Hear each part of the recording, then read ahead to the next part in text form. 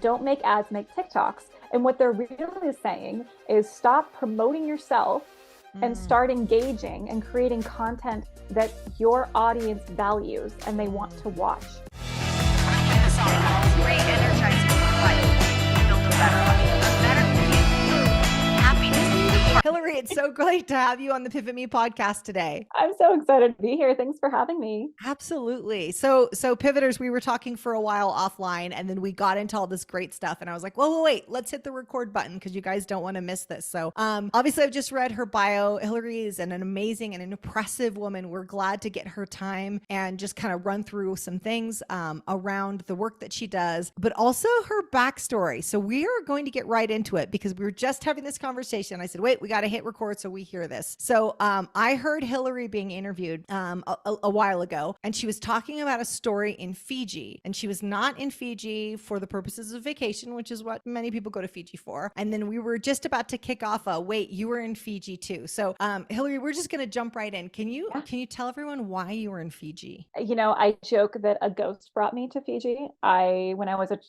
working as a travel writer and travel blogger, I had attended this surf camp in Nicaragua, and I met this incredible woman. She was my cabana mate. Unfortunately, she was killed in a car accident 2 weeks after we left the surf retreat.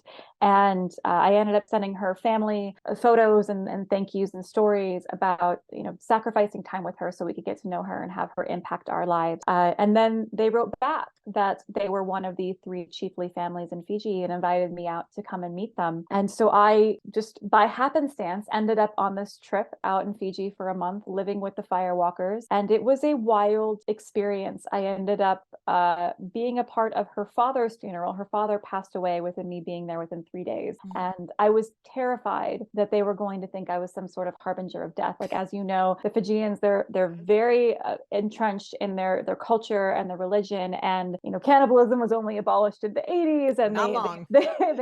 they're very spiritual.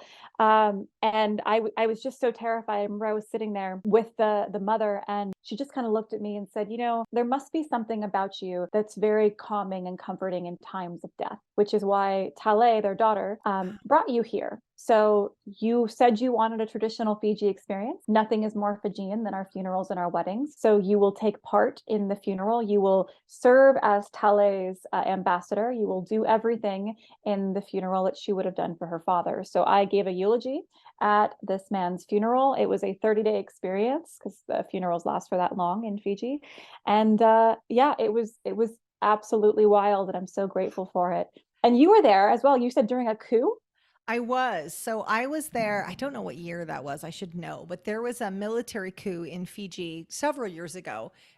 We were in, my husband and I think we were dating at the time, but we were in Australia, and we were, had a great time, had a great experience in Australia. We were going to go over to Fiji, and then this coup happens. And of course we're getting all these messages from home, like, there's a military coup. It's all over the news. Don't go, don't go, don't go. And we're looking at it and we're like, I was like, this sounds like a bit of an opportunity. Like, we got to go figure this stuff out. I was like, we got to go solve this. Right. I was like, we need to see this. And he did not share my sentiment. He's like, I don't know that we do need to go. Like, I think we just stay in Australia and it'll be fine. We'll just sit this one out and we'll learn how to surf. But I can't even say that the more reasonable side of me prevailed. It did not. And then fast forward, we were supposed to board a flight and it got canceled because of the coup. They'd closed down the airport. And so then the next day they were only taking flights out of Australia and New Zealand. And they rerouted us. We were supposed to go into, I think it was Suva, but we went into Nadi, I think it was. But they're like, well, the rebels have control of this airport, but this one over here is open, so you can fly in there. And I was like, well, this seems like an opportunity. And my boyfriend at the time, he's like, no, this seems like a bad idea. So we boarded the plane and we landed, and it was pretty wild. It was pretty wild. There was a protest that was happening, and rebels surrounded the airport. They opened for one flight to land.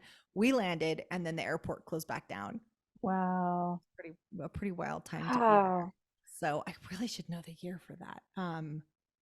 It was an interesting experience to be there during kind of this very tumultuous time in their history. And then people took control of the power plant, and so the power was out So then the food Oh my gosh. spoiled.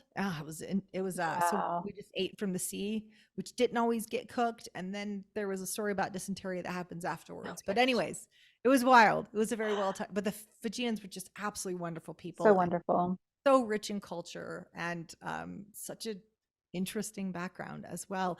Hillary, I'm imagining as you so many questions I want to ask about this, and I'm like, we got to get to the main piece of our story, but this is just too fascinating. We got to stick on it for a second. Yeah. I'm imagining when you say you send these photos of and videos of the daughter, and you reach out and do this amazing thing, and then you get this invite to come to Fiji. I feel like the people around you, family and friends, go, Hillary, this is not a good idea. Like these people are strangers. Like, why are you going to do this? Where are you going to stay? Is this safe? Like, you had to have gotten pushback. Like, what did that look like? I even got pushback from myself. My first reaction when I read the email was like, that's really sweet. I'm never going to go there. Fiji's for honeymooners. I couldn't Mm-hmm. afford to make that happen. And in fact, I kind of made the decision I wasn't going to go. I looked at flights and I was like, wow, it's too expensive. Mm-hmm.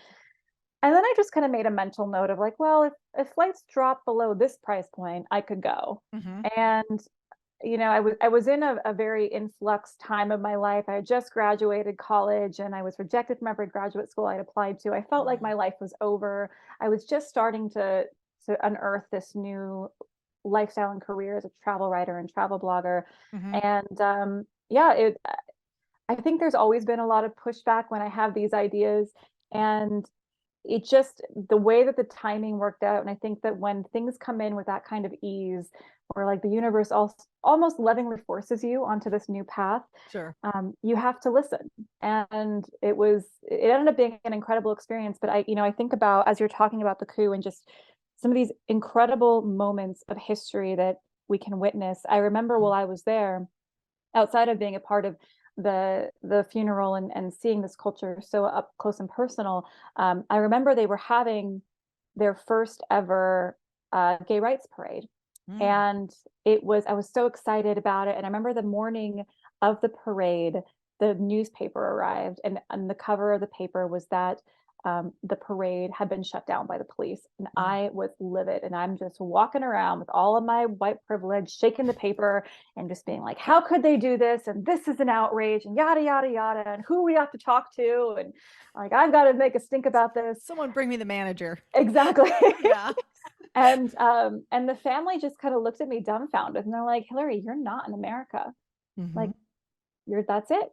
And it was a very sobering moment for me of how lucky and privileged I am to have been Mm-hmm. born into a culture where, especially now, like we have such a push and desire for diversity and inclusion and acceptance and tolerance and welcoming of different types of people, and that there are many places throughout the world that, even for as welcoming and loving and happy of a culture and people as they are, that many people are dealing with a very different reality. Yeah. And I'm so grateful that I was given that education Mm-hmm. and that opportunity to say that and to see that. But yeah, I think over the years it's a lot of learning to trust yourself and getting uncomfortable with Mm-hmm. these new and uncertain situations. And the more that I've trusted that if I put myself in these situations, I will find a comforting normal, Mm-hmm. the more I'm able to grow and deal with uncertain and unprecedented times that come up in our world. Yeah. Because in retrospect, it all makes sense, right? Like when we're reading the story Absolutely. background, we're like Yeah. backwards, we're like, oh, this was amazing. I went and had this, and then I Yeah. had this aha and this experience and opened up these new opportunities or this new perspective. It all makes sense in reverse. Yes. But I'm always curious in that moment, this kind of like this pivot in your life where likely everybody is saying, no, you're supposed to go right at this time. Like at this Mhm. juncture in your life, you head this way. And you're like, what about that door over there? And likely everyone in your life is like, no, forget about that door. This is the path for you. And just understanding both the strength, the courage, the whatever it is, to go through that other door and have what sounds like a remarkable experience. That does take a lot of courage. And I have to give a lot of credit to Tele because she was one of the first ones to have that pivot conversation with me. We were sitting on the beach, and of course, I was lamenting to this beautiful group of women. I was the youngest one there at the time, so they were all much more established in their careers. She was still only 25, and living in Australia, working for a Chinese company from Fiji. She spoke 6 or 7 different languages. Wow. She was a super fascinating human. And so I was still, rambling off this narrative about how I didn't know what was next and my life was over and I didn't get into the schools I was supposed to get into. And I was the straight A student and I was the #1 graduate of my university. They gave me an award for being so amazing at school. Yeah. And now all of that, had culminated to nothingness. And her question to me was like, well, what do you enjoy doing? And it's like, well, this is kind of fun. Like I like sitting here on the beach with you and talking and meeting all these interesting people and writing about it and sharing that via this blog that I created. And it was just a very simple question, but she's like, well, why don't you just do that? And at the time, blogging was still such a new career path. It didn't even seem like it was a potential that I could make a career out of it. Sure. And I think that has been a question I constantly revisit for myself and with others is, what's the lifestyle that you like? What do you enjoy doing? And how could you potentially fit that into this new path that you're forging for yourself? So I really have to give her a lot of credit for, being bold enough to even say that to me as someone that was, practically a stranger at the time. And continuing just to move forward. I think I was lucky enough that every experience as I went along provided a little bit of reinforcement. I mean, don't get me wrong. There was a lot of tears that was happening on this Fijian trip and a lot of concern that like I needed to get on the next flight home and maybe this was all a big mistake and a lot of loneliness. And it really was me having the ability to journal and to write that provided a lot of that relief and catharsis for me. But there was always that moment where like I thought I'd hit my breaking point and I'd be in some town square or on some road lost and about to just be like, forget it, I need to go home. And then some stranger would approach me and be like, do you need help? Or are you lost? Or or I'd meet that new friend that I would travel with. And it allowed me to believe in my journey that I would be provided for when the moment came. So I hope that other people can take that forward. Yeah, that's super powerful because what I'm hearing is like, just take the next right step. There's a quote that's like, you have to leap before the net appears. It's almost like you just have to trust that I'm going to take a step and then the net appears. And when I take the next step, the nets appear. We have to have a vision of where we're headed, ideally. We don't always, but it's helpful when we have a vision. However, we've got to be so loose in how we get there. And I love when you said, what kind of lifestyle do you want? You're kind of reverse engineering versus like, what do you want to be when you grow up? That's a very different conversation than, hey, what would you like your days and your weeks to look like? And then let's reverse engineer that. Let's build something around that. And you are someone who's literally created a career that the road wasn't paved for you. Like you just said, I'll take a little bit of this and a little bit of that. I always say that you're picking from the a la carte menu of the sky. You're like, this is my lifestyle. These are the people I want to surround myself with. This is the kinds of things I want to do. And then you just pulled this together from that. And now you run a business doing this. Now we're here. I mean, TikTok didn't exist as short form video content was not a conversation we were having 10 years ago.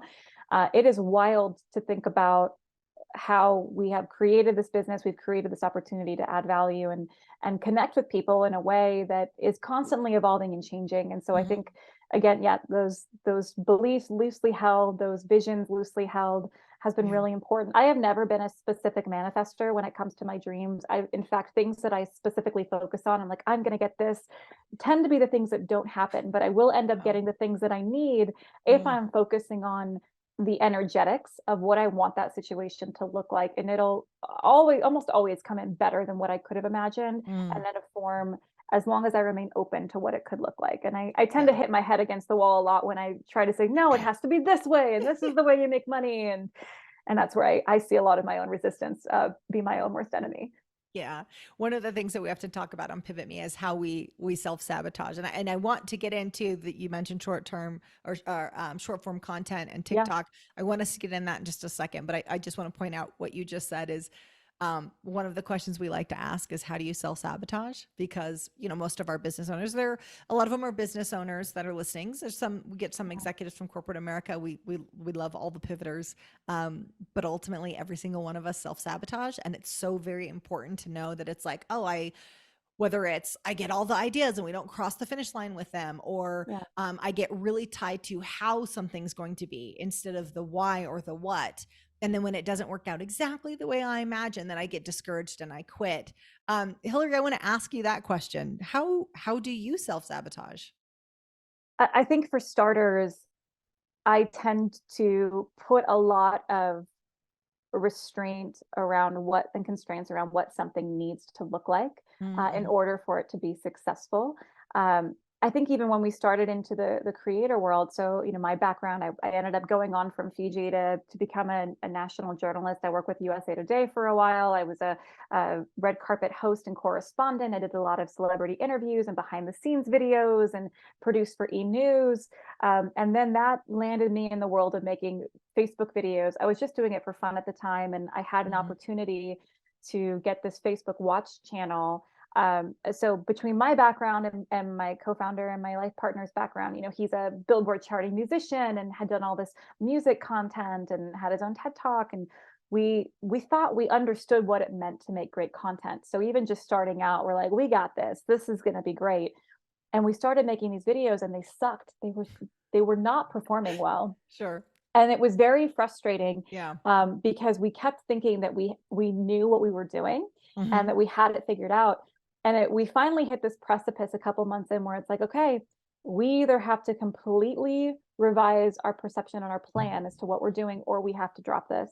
And so we spent hours looking at hundreds and hundreds of viral videos and just without judgment, just navigating on an Excel sheet. Okay, like what's happening? How long is this video? How many people are in the video frame? Oh, wow. What colors are they wearing? Approached it like a scientist. Exactly. Like Okay. we really broke it down from a non-judgmental, not a personal, what are we doing wrong? We should be good at this already, but like what's happening here? Yeah. And then let's look at trends. And from that, So good.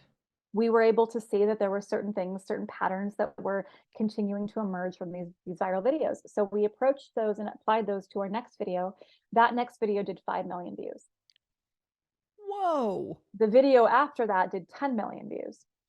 And it's not to say that every video that we did after that was a banger, but we did realize as we started to approach and take the scientific viewpoint of our content, that there were some tendencies and things that if levers that we pulled, that we could ensure that these videos would get more views and we could maximize the watch time, which is what we're always trying to do on videos.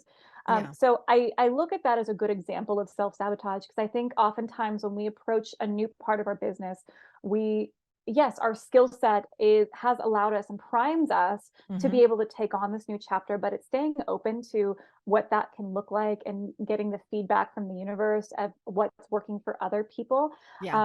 And even within that, so we went on to do 1 billion organic views.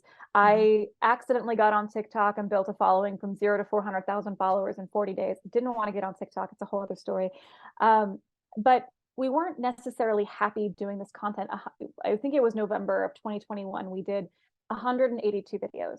And both my partner and I were just like banging our heads up against a wall because we felt like we should be enjoying this more, but it wasn't content that we really enjoyed putting our name behind. It was a lot of pranks and gifting videos, and it's super fun.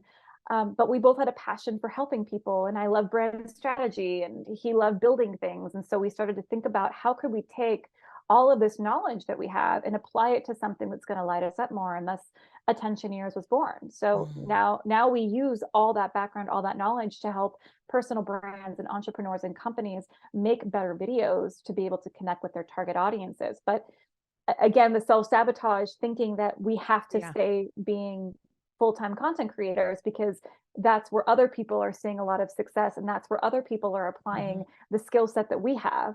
We don't know of any other full-time content creators that have gone into the agency space to help brands, which is, part of they make tons of money. They don't need to, they don't want to, but there was a fulfillment aspect for us that we weren't seeing on that career path that we needed to address. So again, going back to the self-sabotage, I think it's just keeping yourself in that box for a little too long Yes. without being Yes. open to what else this could look like. Yes, that was a great example, and I want to talk more on the content piece as well, specifically to help out pivoters that are listening. But Yeah. that was a phenomenal example, because I think of how often, a couple of things. One, how often are we so married to the way that we think it should be done?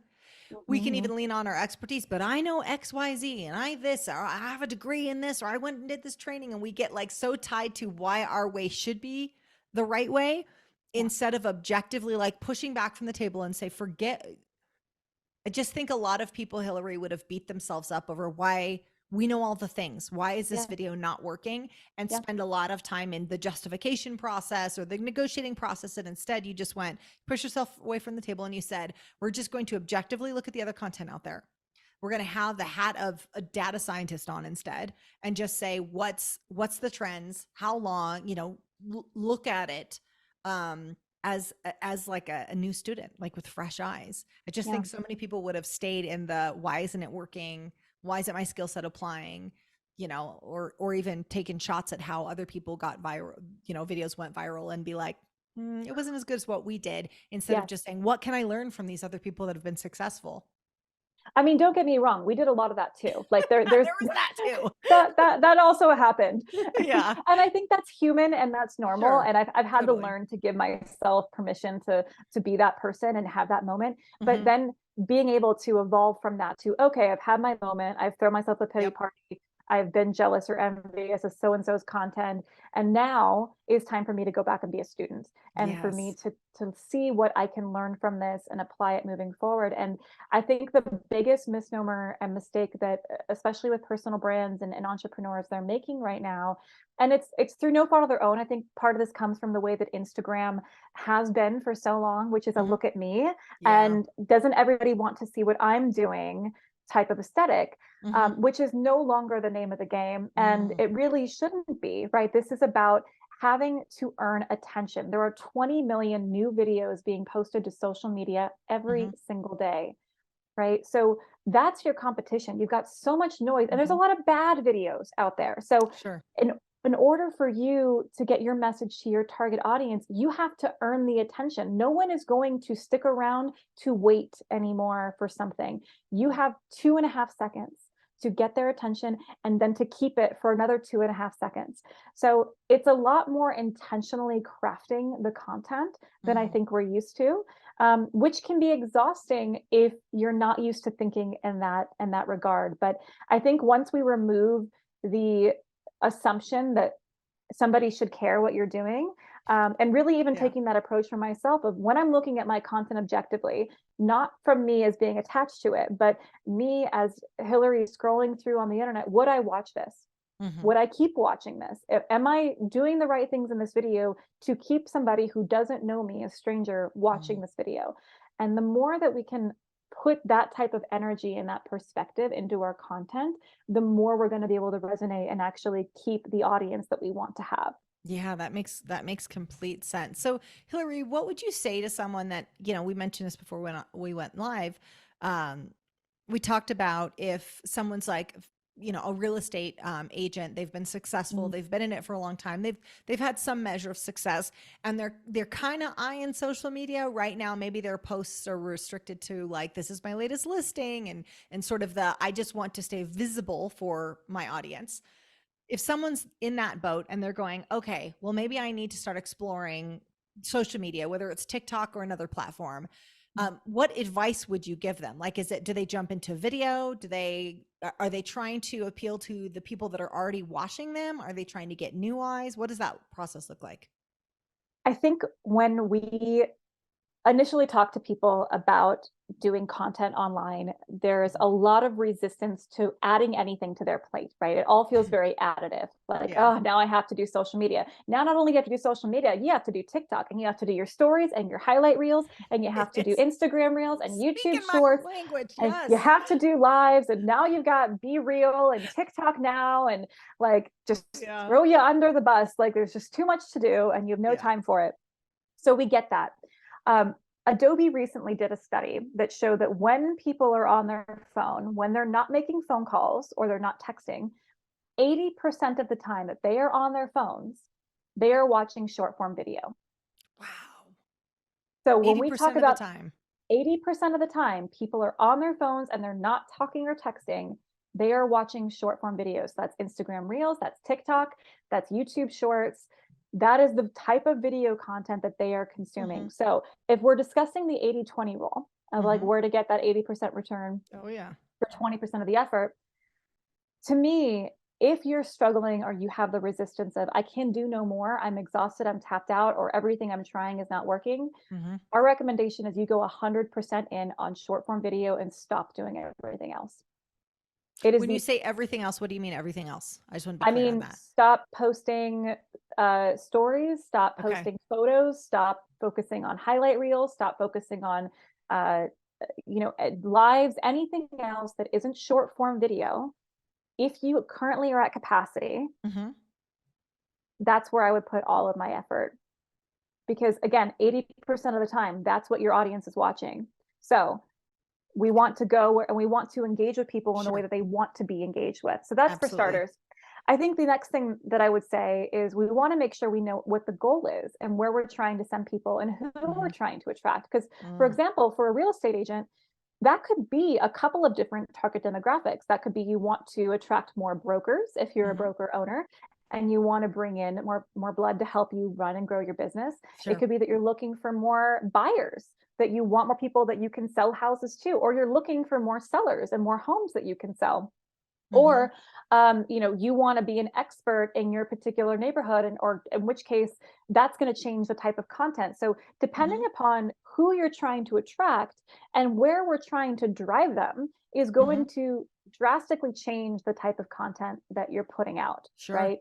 So that's the first thing. And then I think it's a lot easier than people think. I know that because of the nature of TikTok and how it started, which is with every trend, right? Or every platform, it starts with the younger demographic and then eventually everyone else comes into it as well. We hear a lot, I don't want to dance. I was just thinking that. I don't want to dance. I don't want to point. I don't want to point. I don't want to dance. I don't want to hop on trends. To which I say, great. Like, I don't want you to do those things either. Yeah. Because here's the reality. By nature, if you are hopping on a trend, you are by definition a follower, right? So what I want you to do is maybe not necessarily even trend setting, but putting forward the content that's going to attract the audience, that's going to convert. This is all about creating content that converts. A lot of people will talk about trends and sounds and time of day to post, and we get these questions all the time. And when should I post this, and what should my hashtags be? And I think the reason is because these social media marketing gurus don't actually have experience making content that converts or making content that goes viral. What's unique about us is that we are content creators and we have done 1 billion organic views. So we can pull those levers and by focusing on the time of day and what platform and which hashtags, that can all help your videos give lift, but none of it matters if the content isn't compelling. So we're very much a creative first approach, and really that starts with what's the voice that you want to have on that platform and what are the values that you want to communicate to the audience. There's a very well-known real estate agent whose name is I'm blanking on at this moment in time. He is selling a multi-5-figure course product through his TikTok short form videos.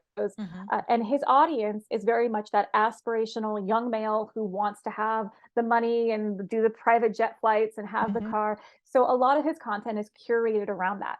But if he was trying to sell a course to or sell to sellers or sell to buyers, his content would look very different. Yeah. It might be more around, here's how I staged this house for optimum sale, or here's how I negotiated for X, Y, or Z or closing costs, or here's how I moved this house within 3 days, or here's this house that was on the market for 300 days when I got it, and here's how I got it sold within 2 weeks, right? There's a lot of different types of content that he could do depending upon the audience he's trying to serve. So it's figuring out really where do you want to carve out your niche within your industry and become known in your space doing that type of content that's going to resonate. So often we look at these big influencers like Gary Vee, like Mark Cuban, that are making a very specific style of content. And we hear like, well, I want to make content like him. I'm like, that's great. It's not going to work for you in the same way. Yeah. For a number of reasons. He already has the name recognition. He already has the reputation, and he already has the following. Sure. So what you want to be looking at is, what was he doing 10 years ago? What was he doing when he first started out, and replicating that? So good. Right? Because wherever you are now is certainly not where he is now. So you want to look at where in his journey is similar to yours. And we can, if that is the goal, we can start here and work to build you up. But, so often people just start to parrot what they see because they see it working for these bigger celebrities, thinking that's going to be the thing that works for them. But it's not the same game. Again, we have to go back to, you have to earn the attention. And how do we do that? And it's by leveraging the psychology of attention in order to make that happen. Yeah, that's such a good point, because I've seen that as well too. And lots of pivoters are fans of Gary Vee, and they're like, okay, well, we're gonna, we're now using this as a lead generator, and we're going to start making some content. And many people listening right now are like, well, I'm not an influencer. Like, I don't consider myself a content creator. However, I do know that you really like to impact people, and social media is another way to impact people. And, obviously it's a lead generator as well. So it helps your business. It helps all of those things, both your kind of your benevolent goals, but also your revenue goals. So when someone's thinking about this and going, okay, well, I like Gary Vee, I don't really consider myself an influencer, but I would like to get out there and kind of speak to my audience. Or maybe it's even the real estate agent that's saying, okay, well, I don't want to just post my listings anymore. What are you telling them to do? So is it just, okay, what do these people really want to hear? Is it more of a sales approach of, okay, I want to tell them how I'm different than other real estate agents, or why my experience matters? Like, what approach should they take to social media?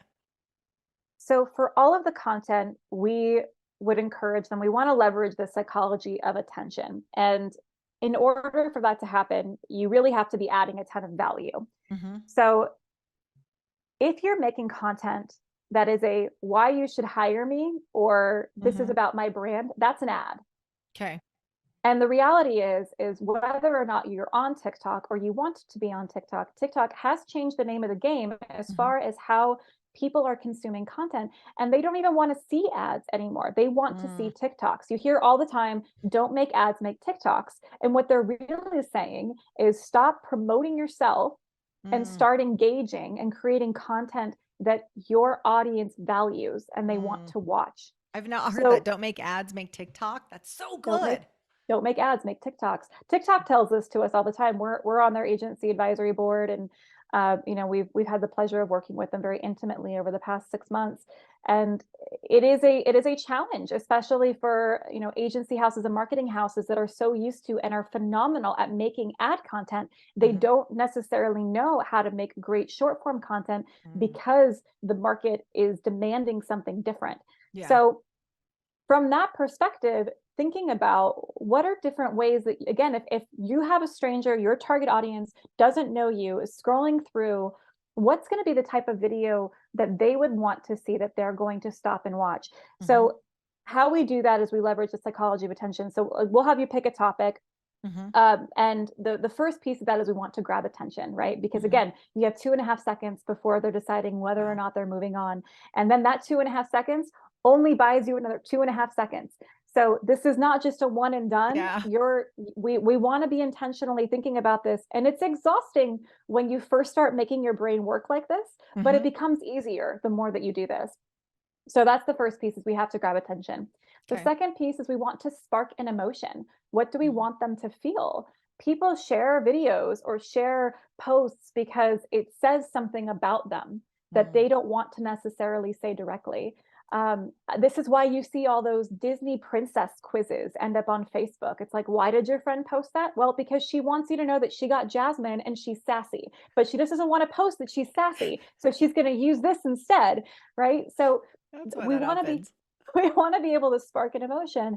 And then the last piece, which we think is one of the biggest ones, is create a gap. We want to create an information gap. If you give away too much or too little at the beginning of the video, people are going to scroll away. If you give away too much, there's no reason for them to stick around. If you give Mhm. away too little, they're not going to know why they're sticking around. Mhm. So what's that information gap that we can create for them? And utilizing those three pieces. If you're able to check those boxes for every video that you make, they will be entertaining, they will capture attention, they will keep people watching, and they will be shareable. Even if Wow. you're not doing something wild and crazy, right? This is all about adding value. And also doing some research. Like, the cool thing about TikTok is that it's now the #1 search engine. Like, people are, it is the #1 search engine for millennials and Gen Z. Yeah, you're looking Hmm. crazy at me. You're I like, what? am. I was like, I thought it was Google and then YouTube. Nope. Okay. TikTok surpassed Google and YouTube last year, and is now the #1 search engine for millennials and Gen Z. And so they are holding on to that moniker, and they are Mhm. working very hard to ensure that all of their videos are now being cataloged appropriately. And also TikToks are now being cataloged on Google. So you can utilize your hashtags and your search terms that you want to be coming up for Mhm. within your videos, within those hashtags, within your description, to help you continue to reach your audience. But people are looking up how to do things. They're no longer YouTubing it, they're TikToking it. So, Wow. how to make peppermint bark, Yeah. how to fix my refrigerator, all of those, they're wanting that short, to the point content to get them that value add so they can move on with their lives. And edutainment talk is becoming such a huge part of the movement. People want this education, they want it in an entertaining way. So being able to maximize that, and I think it's just knowing where your audience is living, right? Yeah. For a majority of the part, I'd say a lot of them are on TikTok. And if you're refusing to get on it because it seems scary or it's new, Mhm. you're missing the opportunity. Someone else is going to have that connection and that conversation with your target audience. It's not going to be you. Yeah. Um, Yeah. and the cool thing about taking a short form content, and specifically a TikTok first approach, Mhm. is that it then becomes a one-way street. So what we see often happen is that a lot of people will start on Instagram, or they'll start on Facebook, or they'll start on YouTube, and then they'll try to port over that content to TikTok or to other platforms, and it doesn't perform the Mm. same. Okay. But if you take a TikTok first approach and say, how can I make this piece of content perform well on this platform? We Mhm. do know that it will perform well on the other platforms. Wow. Interesting. Okay. That So again, so okay, so you're following what works for TikTok and that applies to the in the other direction, but it correct. the reverse isn't true.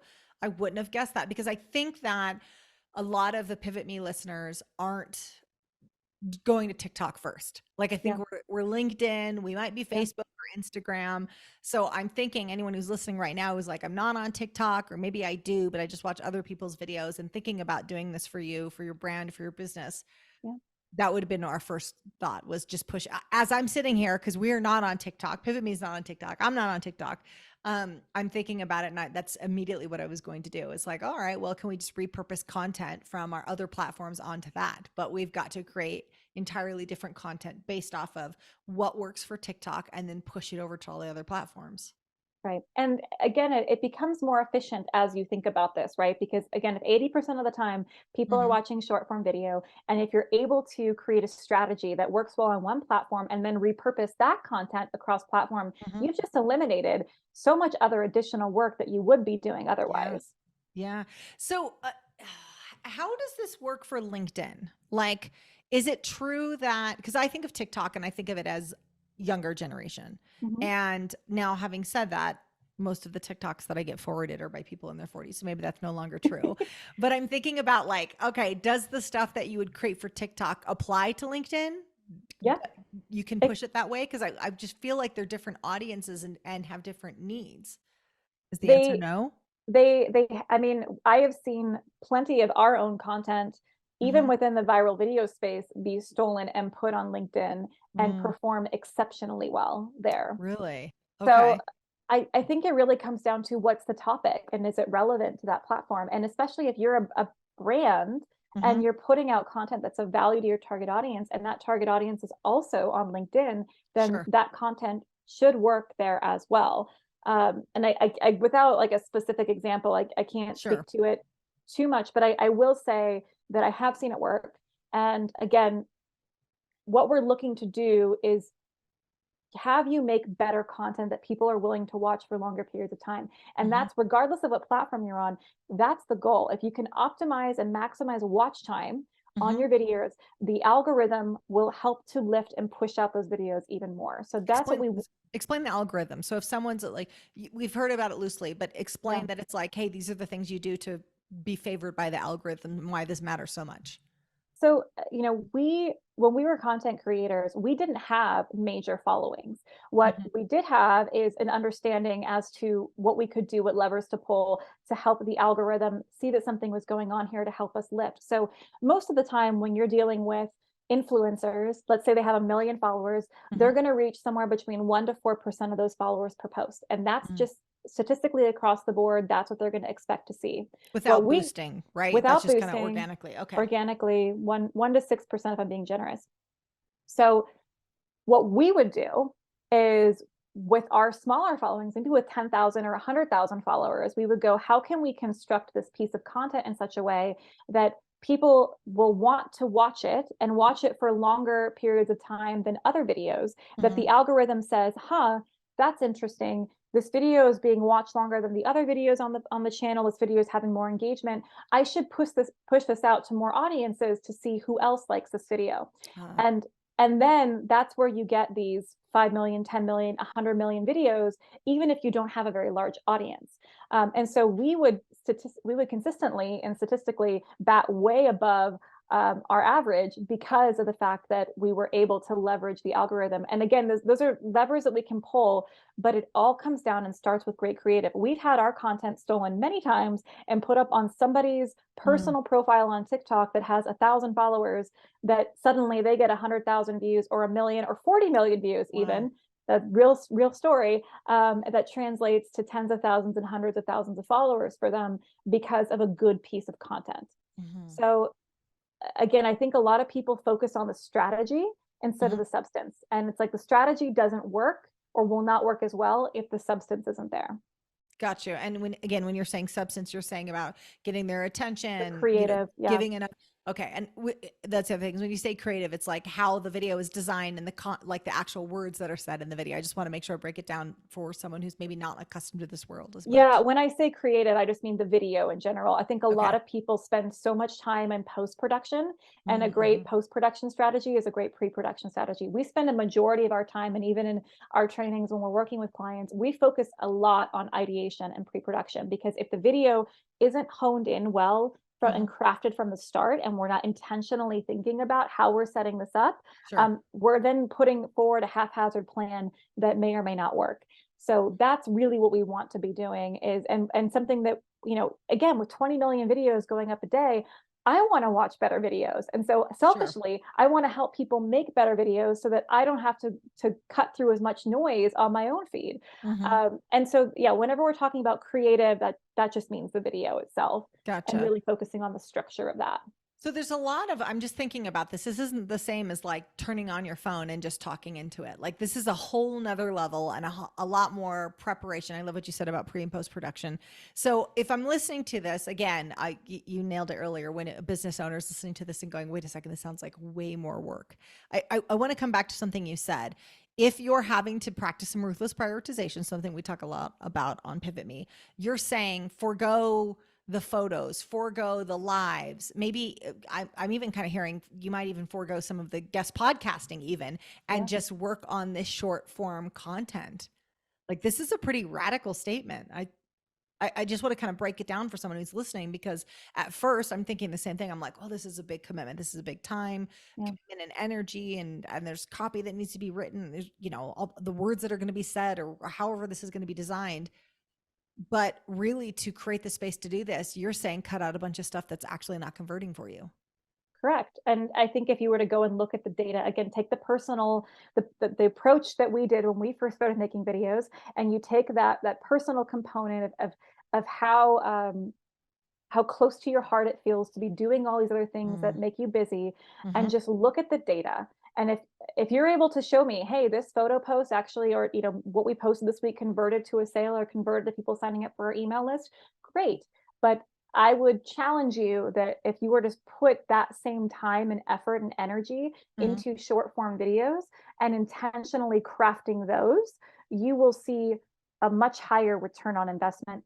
Because here's the thing too, the beautiful thing about social media and specifically TikTok is that it's really democratized the algorithm and it's democratized the ability to reach your audience. Before social media even existed, right? You had to pay for magazine ads and radio Pay to ads and play, commercials, and those all still exist. And there is a pay to play component of social media, but you can reach your target audience without doing any of that. And in fact, you have the ability to create your own brand without anybody say so. There's no gatekeepers, and you can almost, I don't want to say overnight because there's no such thing, but very rapidly build a following, build credibility, and carve out yourself as the expert in your space in a way that you could not get that same kind of traction doing anything else. So when we talk about having impact and being of influence and wanting to reach the people that you absolutely want to reach, there is no bigger ROI than being on a platform. And especially with 80% of people watching short form video on their phones, that's what you need to be doing. So like thinking about content through that lens of how do I get the eyeballs that I want to have and do so in an efficient way, knowing that this is not the full-time job that you want to have either. Yeah. Are they baking in? I'm just thinking about the real estate example we gave earlier. Are they baking in the call to action into the video itself? Because I imagine I'm walking myself through this process and say I'm, been in real estate for 15 years and I've had a level of success. And I'm like, all right, let me rethink my social media strategy. I think, okay, I post this video and I wake up and, 1 million views. So what? So what does that do for me? Like, is that just because, maybe someone who's not accustomed to this world go, great, it's vanity metrics. 1 million people saw my video. Is there like, how do we translate that over into business? So a couple things. The first one being if you have 1 million views on a video and that video is not converting, then my question to you is what is set up incorrectly on your page? When we think about TikTok users, they're actually very different in comparison to other platforms and how users interact. TikTok users are almost 2 to 3 times more likely to go to a profile after they see a video that they like to learn more about that person or that profile. They're twice as likely to click on links and go to websites. They are more likely to make purchases and purchase decisions off of that link than they would otherwise. A majority, the metrics and the psychology behind it are super fascinating, but they are much more open and receptive and want to create that connection. So if you have a video that does 1 million views, and let's say that you have followed all of our recommendations, it's within your voice, it's within your values, it's pointed at your target audience and demographic, then the question is, where are you sending them? And I'd encourage you not to put a call to action on that video if it's an organic. If it's an ad, for sure, put a call to action at the end of that video. If it's an organic video, again, we don't want to see ads. We want to get them more entrenched in watching more of your content and getting to know and like you more, to hit that follow button and then want to go find out more through your link. And hopefully if that's either sending them to a free call, that's sending them to a download, that's getting them into your ecosystem off of social media so that you can sell and convert them to a sale that way. Gotcha. So we want to be thinking, it's not just that one piece of creative, is all the creative aligned so that they know what they're getting when they come to your profile, they know how you can help them, and then they can take the action in that final step. Duolingo did such an incredible job of this. Again, they're a language learning platform, very unsexy product. Sure. And they made the decision, I think it was a year ago, to get on TikTok. And within that, they also made the decision of we're not going to push our product at all. We're going to make great content that shares the values of our brand, that's super entertaining, and we're going to trust that our audience is going to take that final step for us and download the app when they want to be able to learn languages. So that's what they've done. Their entire feed, they had this, it's a little bird, his name's Duo, and I'm sure it's some mascot costume they had from some activation left over, and they're like, yeah, you could use that in your TikTok. Repurpose that thing. Exactly. And so it's just Duo's day in the life. And he's always up to something mischievous and doing something sassy and being just, and again, it's all about showcasing the values of the brand. And now they're the #1 language learning platform for young generations, and they have such a brand notoriety and brand affinity. And that's the thing, is like, outside of an awareness play, this is about building brand affinity and that credibility and that trust, and making sure that long term they know what you're about and why they can trust you. So, trusting that your audience, that your target audience is going to take that final step. You don't need to hit them over the head with it. You just need to show up and provide value, and to be that person that they can trust with the content that you have to give them, and know that those that are meant to move forward will take that action. So, removing that fear that if you don't tell them to click on your bio, that they won't do it, because they will. They will. So I'm just thinking about a guy that I've worked with before, Michael. He runs a roofing company in Florida.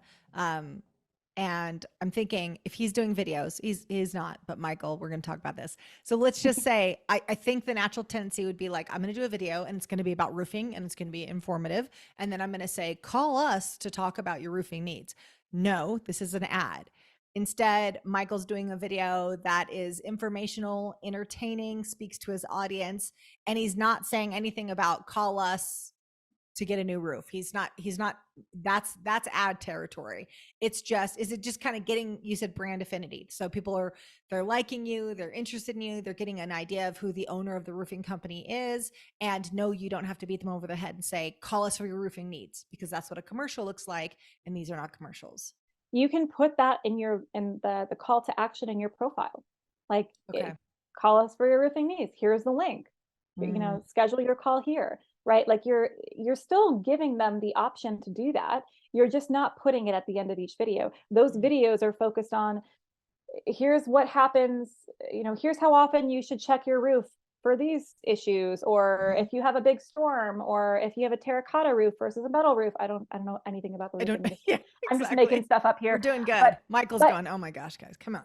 But this is or like, what questions to ask when you're looking to hire a roofer? What's considered an acceptable rate? Should I get multiple bids? What are, red flags that I should be looking for? If you're putting out content that helps people make better decisions, then they're going to trust that you have their goodness in mind, that you're thinking about them, and you're prioritizing their needs. Again, right? This is about what you can do for them. This isn't about look at me. It's about what you can do for them. Yeah. And you're building that connection with that audience, so that when they do have a roofing need, they'll be like, oh my God, I follow this guy. He's awesome. We should definitely call him because he knows what he's talking about. Yes. And you see this happening even without large followings.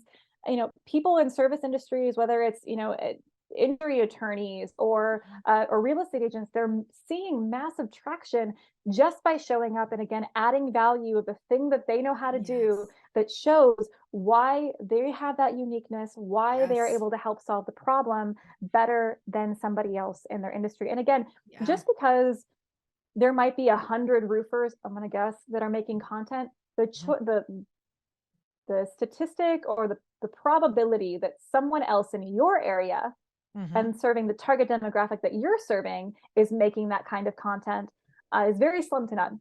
Yeah. So, don't be discouraged by the fact that other people are out there doing it. Look at what they're doing. And again, taking that objective stance is, how can I then apply this to my brand and for me to be successful and see what works there. I love it. And I love this idea of like helping people make better decisions. I'm just, again, I'm trying to bounce around to people that I know who could put this information that you're giving us today, Hilary, right in play. I'm just thinking about another guy that we work with, Kevin, who owns a law practice in Florida. And I'm just thinking about how much content he could put out, just helping people make better decisions. And he's not coming on and saying, hey, use me as a lawyer, use my law practice for your contracting needs. He's not saying any of that. It's just, here's these, first, Kevin, just be a funny lawyer. Like, you're doing good there. Like, the guy likes show tunes. I mean, he's got like an angle there, right?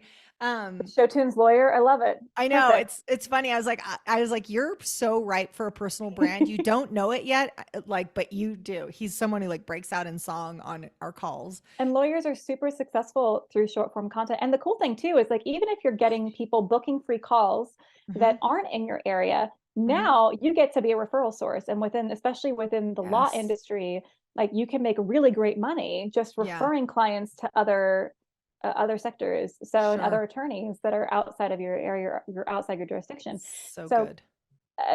there provides opportunities for you to grow in a lot of different directions. And again, as we're evolving in the world of short form video, actors and actresses are now being hired not based upon talent, but upon the audience that they can bring with them. They're getting record deals based upon the audiences that they already have. And a lot of the traditional actors and actresses and musicians and creators are very upset by this, right? But talent is now table stakes. So if we take away, like, you're good at your job, awesome, you should be, and I'm proud that you are. Now this is about adding on and saying, what else can you bring to the table that's going to drive the business? And this is how panels are being chosen. This is how keynote speakers are being chosen. This is how book deals are happening now. It's based upon this engagement and building this brand affinity long term.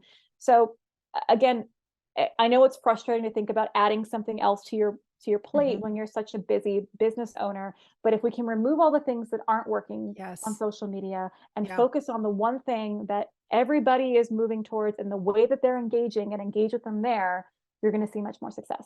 I love it, Hilary. And you said it. This isn't adding one more thing to the plate.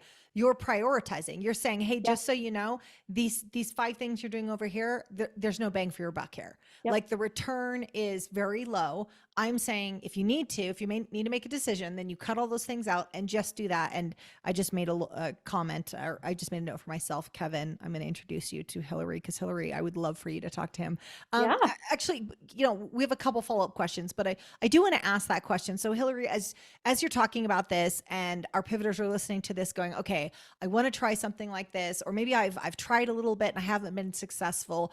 Where's the best place for them to get in contact with you, or just understand more about what you guys do and what you have to offer? The best place to get a hold of us is at attentioneers.com. That's attentioneers.com. You can book a free call with us. We're always interested in hearing what you're up to, what your goals are, and how we can potentially help. So that's the best place to find us. Perfect. So I've got one last question for you, Hilary. I'm just Awesome. thinking through. This was amazing and insightful, and I wrote so many notes for myself. I want to get this out, what you guys are doing, because there's people like us that we've been doing, I've run a consulting company for years, and social media was just like, oh, this is a necessary part of marketing. Great. And we'll have a team do it, and we'll kind of think about it. But it's really just, we're using it like a web page. Like, it's like, oh, well, we're just going to put the information out there so we at least stay in front of people. And what you're talking about is something so much more engaging, and something we're starting to do more on our side. But I just know that there's so many business owners out there that are going, well, it's a piece of marketing, but it's not a massive piece of marketing. And you're talking about making this pretty profound shift of like, no, this can be a massive piece of marketing. And it's possible that the ads that you're putting out in your local newspaper, or putting yourself in front of these other groups of people, are not going to be nearly as effective as doing this short form content, talking to your audience. So, final question. So for the person who is listening, the business owner that is like, should I do this? What do you say to push them across the finish line? I mean, what do you say when they're like, oh gosh, is this really for me? Because there's still someone who's on the fence that's listening right now. What do you say to them? It's funny. It's because I'm a big proponent of, if you don't feel like this is for you, I don't want to push you, because I've been there and I have been pushed, and it's so frustrating.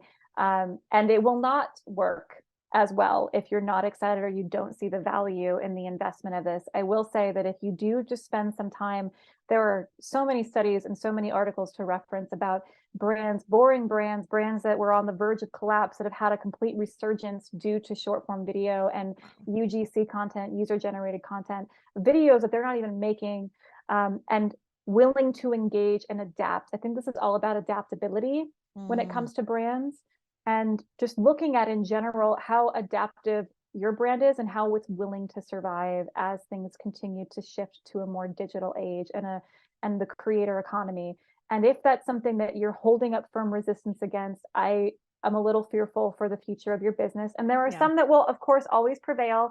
Sure. But I think it's important to think about, how do we want to engage with our audience? Where can we find them? What's the biggest bang for our buck? And this is really the way forward. And I think it's going to be this way for at least the next 5 years.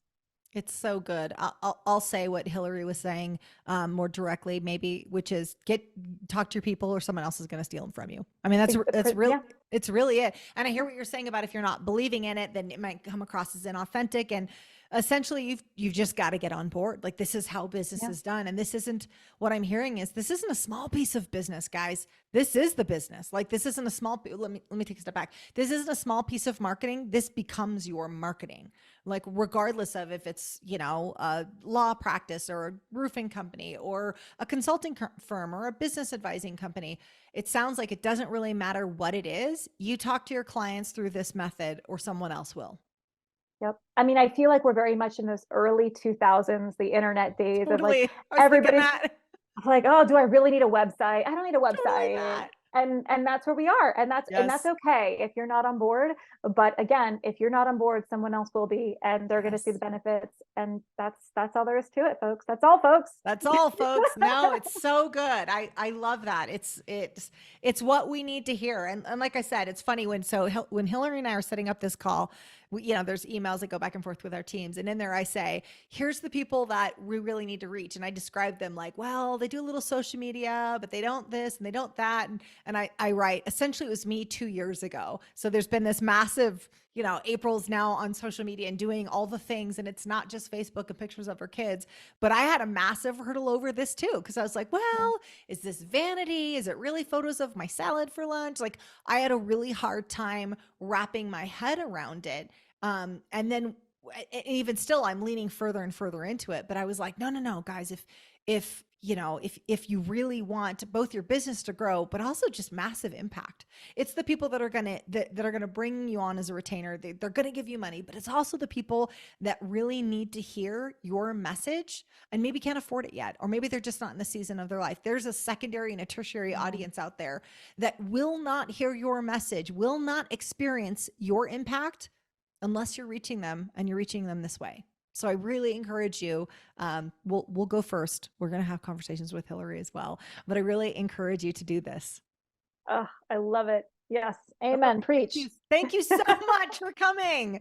Thank you. Gosh. Thank you. I hope you got some amazing information from our interview today, and I've set up the next video for you. So I'll see you over there at the next video.